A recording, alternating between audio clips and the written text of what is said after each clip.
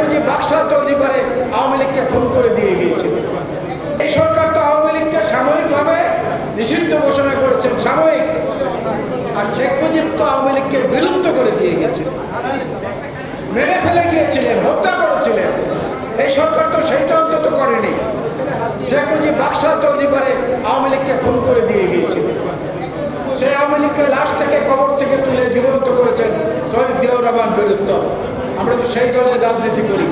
আমরা সংসদকে মাথার উপরে স্থান দেই, যার প্রমাণ হচ্ছে 91 সালের নির্বাচনের পরে দেশনেত্রী বেগম খালেদা জিয়া বিএনপির গঠনতন্ত্রে রাষ্ট্রপতি পদ্ধতির সরকার ছিল, সেইটাকে পরিবর্তন করে দেশের স্বার্থে, গণতন্ত্রের স্বার্থে সংসদীয় পদ্ধতিতে ফেরত এসেছিলেন।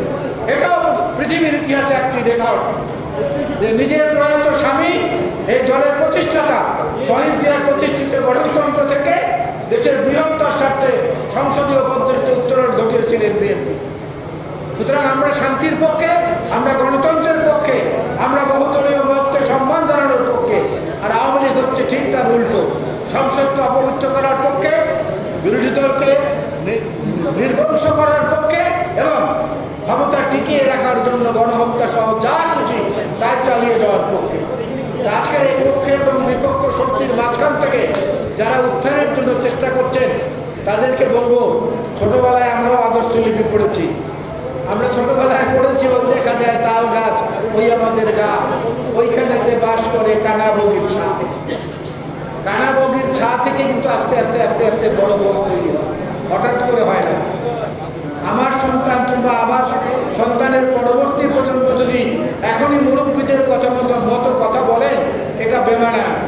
দয়া করে একটু সংযত হন, গণতন্ত্রের স্বার্থে, সর্বদলীয় মতামতকে গ্রাহ্য করার স্বার্থে এবং জাতীয় একটা নতুন রাজনৈতিক বন্দোবস্তের দিকে আমরা যখন যাচ্ছি, সেইটাকে দয়া করে কেউ বাধাগ্রস্ত করবেন না।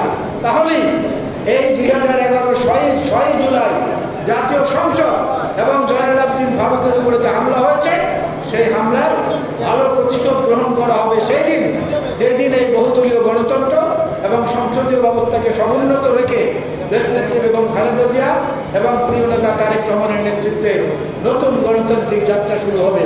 সেই যাত্রায় জাতীয়তাবাদী নবীন দল যারা দুঃসময়ে বিভিন্ন সময়ে অনেক ঝুঁকি নিয়ে আন্দোলন সংগ্রামে ছিলেন, সম্মানের সঙ্গে তাদের সেই অবদানকে স্বীকার করে হুমায়ুন কবির তালুকদার এবং এর সাধারণ সম্পাদক সহ সোহেল সহ যারা আছেন সবাইকে আমাদের পক্ষ থেকে শুভেচ্ছা জানিয়ে আপনাদের পাশে থাকার প্রতিশ্রুতি দিয়ে আল্লাহ হাফেজ।